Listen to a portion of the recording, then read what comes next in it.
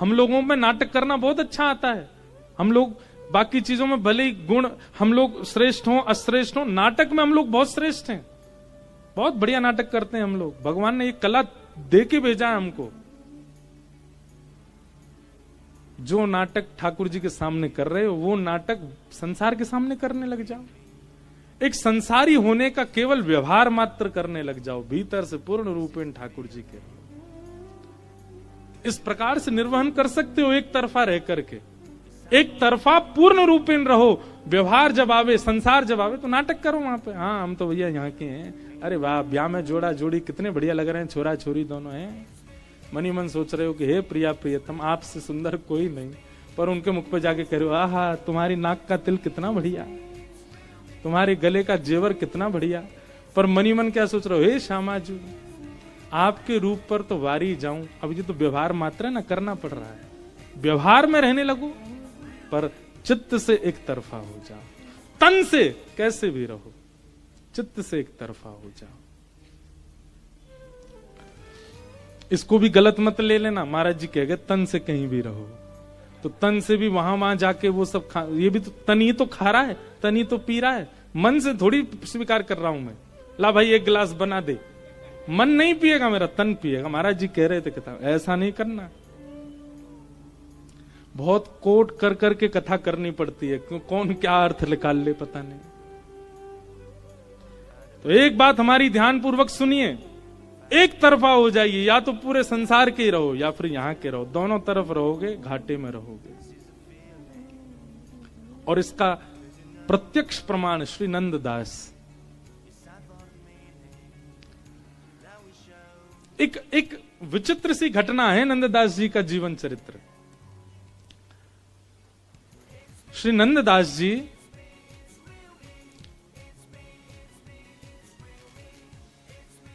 तीर्थ यात्रा करते करते वृंदावन आए,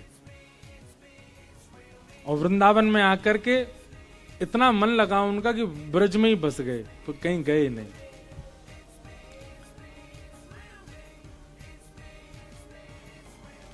परंतु एक दिन नंददास वृंदावन में भ्रमण कर रहे थे, बहुत अच्छा लग रहा था। यमुना का पुलिन, सघन वन, सब जगह भ्रमण करते करते तभी उन्होंने क्या देखा, एक घर के ऊपर एक परम सुंदरी युवती खड़ी है।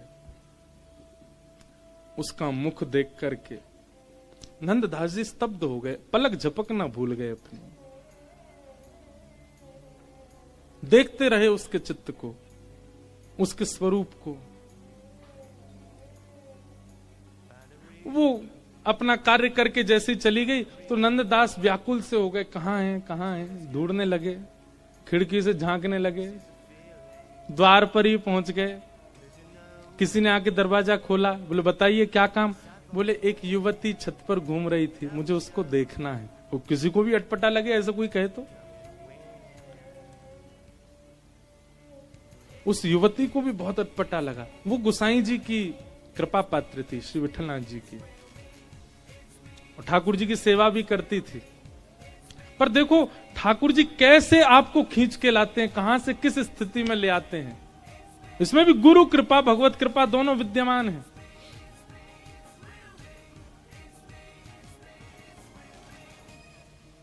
द्वार पर ही बैठ गए,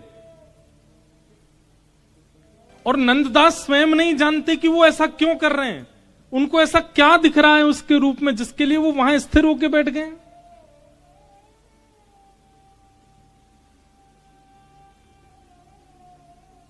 अब तो जैसे ही वो झांकने के लिए आवे उतनी ही झांकी कर ले नंददास जी उसकी, उसको देखने में इतने तत्पर हो जाएं। उनके पति, विवाहिता थी, उसके पति लौट करके 2 दिन बाद आए तो उसने पति को बताया। बोले द्वार पे बैठे हैं और ये पता है क्या कहते हैं। बोले उनको देखना है मुझको, मुझे तो बड़ा अटपटा लगता है इनके सन्मुख जाना। पति ने जाकर के नंददास जी से कहा, बोले ये आप जो व्यवहार कर रहे हैं ये उचित नहीं है। ये कैसे आप यहाँ बैठ करके और उनको देखना चाहते हो, ये कोई अच्छी बात है ना, तो आपके लिए अच्छी ना हमारे लिए अच्छी। आप जाइए यहां से, ये कोई उत्तम व्यवहार नहीं है आपका। नंददास जी बोले मैं स्वयं जानता हूं, पर पता नहीं क्यों पता नहीं क्यों मैं स्वयं को उठा ही नहीं पा रहा, मैं जा ही नहीं पा रहा यहां से, मुझे कुछ तो अनुभव होता है तुम्हारी गृहिणी देखने में। बड़ा विचित्र माहौल हो गया, क्या करें। तभी वो परिवार के लोग बोले, रात में इनकी झपकी लगेगी, हम लोग सब यहां से घर छोड़ के चले। इतना तक स्थिति आ गई, घर छोड़ के जाने को तैयार हो गए, अपना सब सामान बांधा, और रात्रि में नंददास जी बस नेत्र बंद करके बैठे ही थे, तभी सब घर छोड़ छाड़ करके चले गए वहां से, और श्री गोकुल पहुंच गए गुसाई जी के पास। और गुसाई जी से जाके कहा, यहीं बसा लो, यहीं हमको कोई व्यवस्था करवा दो, यहीं कोई घर की ऐसी व्यवस्था हो जाए, यहीं हम रह जाएं, हमको जाना ना पड़े। गुसाई जी ने पूछा, अच्छी बात है, गोकुल बसने का मन आया तुम्हारा, पर कारण क्या है? कारण बताया। बोले, ऐसे ऐसे एक विप्र हैं, तीर्थ यात्रा करते करते ब्रज रुक गए। ब्रज तो रुके, ये तो अच्छा हुआ उनके साथ, पर ये तो गलत है ना, मेरी गृहिणी को देखना चाहते हैं बस।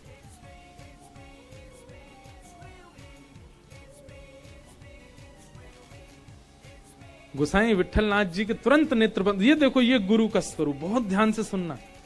गुसाई जी के नेत्र बंद हो गए और तुरंत गुसाई जी कहते हैं कि भाई सुनो, वो व्यक्ति कुपात्र तो नहीं है, वो व्यक्ति कुपात्र नहीं है। क्यों? गुसाई जी कह रहे हैं, यदि वो कुपात्र होता, उसके चित्त में यदि मलिनता होती, तो उसके इस व्यवहार से तुम लोग घर छोड़ करके कहीं और जाते, पर उसके इस व्यवहार से तुम घर छोड़ करके गोकुल आ गए हो, धाम में प्रवेश मिला है, इसका मतलब उसका चित्त मलिन नहीं है। कितनी बड़ी बात, समझ रहे हैं बात को? अगर जीवन में घटने वाली कोई घटना आपको गुरु सन्मुख करती है, आपको धाम सन्मुख करती है, आपको वैष्णव सन्मुख करती है, आपको संत सन्मुख करती है, तो उस घटना की बारी बारी बलियां जाओ, बारी बारी बलिहारी जाओ, कि उसकी वजह से हम भगवत सन्मुख हो रहे हैं। भले ही वो एक घटना है, नाम उसका बुरा है, पर उसकी वजह से मिले सदगुरु, मिला धाम। और ऐसा कईयों के साथ होता है जीवन में, ऐसी कोई घटना या ऐसा कोई व्यवहार चित्त में आ जाता है या जीवन में घट जाता है, जिसके कारण आप एक क्षण के लिए भगवत धाम, भगवत तीर्थ, भगवत उपासक बन जाते हो। वो घटना श्रेष्ठ है। और यहां गुसाई जी का स्वरूप भी देखो, ये गुरु का व्यवहार, कितनी सूक्ष्म विचार किया गुसाई जी ने, कि भाई उसका चित्त मलिन होता तो तुम घर छोड़ के कहीं और शहर में चले जाते, पर तुम घर छोड़ के तीर्थ आए हो, धाम में आए हो, गुरु शरण में आए हो। इसका मतलब घटना को अंजाम देने वाला व्यक्ति मलिन नहीं है। हाँ, उसके चित्त में निर्मलता तो है, पर मलिनता का एक चौका लगा हुआ है ऊपर। जैसे हीरा कोयले में रहता है, कोयला दूर कर दो, है तो मूल्यवान हीरा ही भीतर, बस बाहर के आवरण से कोयला दिखाई देता है। ठीक वैसे ही बहुत सुंदर मणि है, पर उसके ऊपर गोबर का चौका लगा दो, अब गोबर के चौके से वो दिखेगी मलिन, पर साफ कर दो तो है तो मणि, है तो मूल्यवान। ठीक वैसे ही गुसाई जी बोले, उसका चित्त पर आवरण लगा है, वो आवरण दूर करना गुरु का काम है।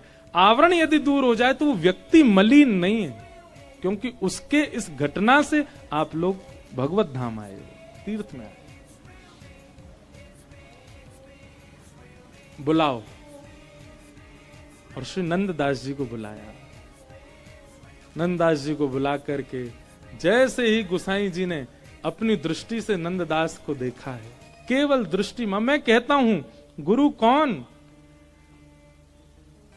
आप प्रश्न सोच करके आए और गुरु से पूछ लिया, तो या तो आपके शिष्यत्व में कमी है या गुरु के गुरुत्व में कोई कमी है। अच्छा, एक बात और कहूं, गुरु के गुरुत्व में कभी कमी नहीं होती, शिष्य के शिष्यत्व में ही कमी है। आप प्रश्न सोच करके आए, पर गुरु सन्मुख आते ही आज्ञा नहीं हुई है, वचन नहीं हुए हैं, केवल देखते ही उत्तर प्राप्त हो जाए, समझ जाना यही सदगुरु हैं, यही हमारे गुरु हैं। चरण वंदन करो। नंददास आए तो बड़े उलझन में थे, पर जैसे ही नंददास गुसाई जी के सामने पधारे,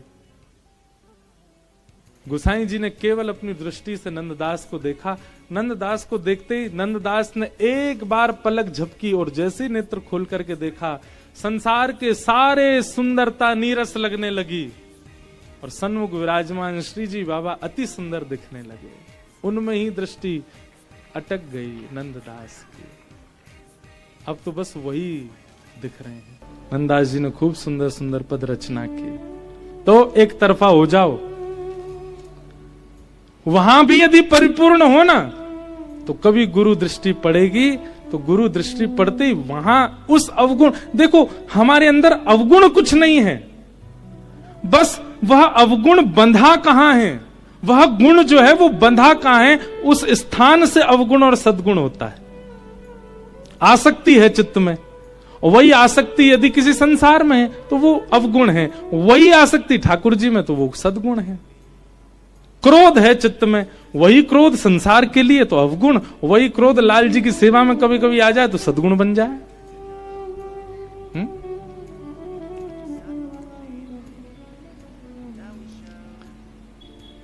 वही मोह संसार में है तो दोष है, वही ठाकुर जी में है जाए तो गुण बन जाए। दोष और गुण का आकलन केवल हमारी स्थिति जो है वो कहां है उससे होता है। अब दोनों तरफ कर रखी है, यहां पे भी वहां पे भी, कैसे काम चलेगा? एक तरफा हो जाओ। और एक बात और कहें, एक तरफा होने की संभावना नहीं है, एक तरफा होने का मन नहीं बन पा रहा तो विचार करो, क्या वो इतना जरूरी है कि उसके बिना आप रह ही नहीं सकते? क्या वह इतना आवश्यक है कि अब आप इतने वर्ष के हो गए, यहाँ पे अधिकतर सब लोग जितने भी बैठे, छोटे छोटे बच्चे तो होंगे पर अधिकतर सब 20-25 साल से ऊपर के बैठे हो। दे तो दिया आपने 25 साल, और कितना दोगे उस भाव को? बस हो गया, अब आ जाओ इस तरफ और पूरे पूरे आओ। हम एक बात कहते हैं, हमारे ठाकुर जी की गणित बड़ी कमजोर है, हमारे लाला की मैथमेटिक्स बहुत कमजोर है। आपने ठाकुर जी से कही ठाकुर जी बोले हाँ जी बोलो। हम आपकी तरफ 60% हैं और संसार की तरफ 40% हैं। ठाकुर जी के भैया कहा बोले, यशोदा मैया ने गुरुकुल ना भेजो मुंह को पढ़वे काजे, मुंह पे गणित ना आवे, मुंह पे तो केवल एक ही बात आवे, 0 आवे और 100 आवे, बस यही समझ में आवे। ये 40, 50, 60 ये कौन सी गिनती है मोह ना पतो? या तो 0 आवे या पूरा 100 आवे। तो हम कहते हैं, हमारे ब्रज के संत कहते हैं, ठाकुर जी कह रहे हैं पूरो दो और पूरो ले जाओ, बिल्कुल मत दो और बिल्कुल मत लेके जाओ। ये हिसाब आता है ठाकुर जी को। आप ठाकुर जी से हिसाब करोगे, 40 आप 60 संसार, ठाकुर जी के भाज जाए आते, मोए मत बतावे, मेरा दिमाग घूम जाएगा, इतनो नाम मोए गणित ना आवे। पूरे दो, पूरे ले जाओ, एक तरफा हो जाओ भैया। हम बिल्कुल मना नहीं कर रहे संसार के हो जाओ, पर हो जाओ, एक तरफा ही रहो। ये दोनों तरफ रहना आप अपना घाटा कर रहे हो। अब तक की बात पुरानी, अब नई बात। यहां जितने बैठे हैं अब सब लोग गांठ बांधे ही लो, अब ठाकुर जी के ही रहो, काहे को जानो वहां पे, वो ऑप्शन देना ही नहीं है। जैसे केबीसी आता ना, कौन बनेगा करोड़पति, उसमें एक 50-50 लाइफ लाइन होती है, उसको एक्टिवेट करते ही 2 ऑप्शन गायब हो जाते हैं। कथा में 50-50 वाली नहीं है, 100 वाली है, उससे सबरे ऑप्शन गायब है गए, एक ही रह गया, क्या? श्री गिरधर लाल। बस अब यहां बैठे हो तो आज ही गांठ बांध लो, केवल लाल जी के रहेंगे और कोई के नहीं होंगे।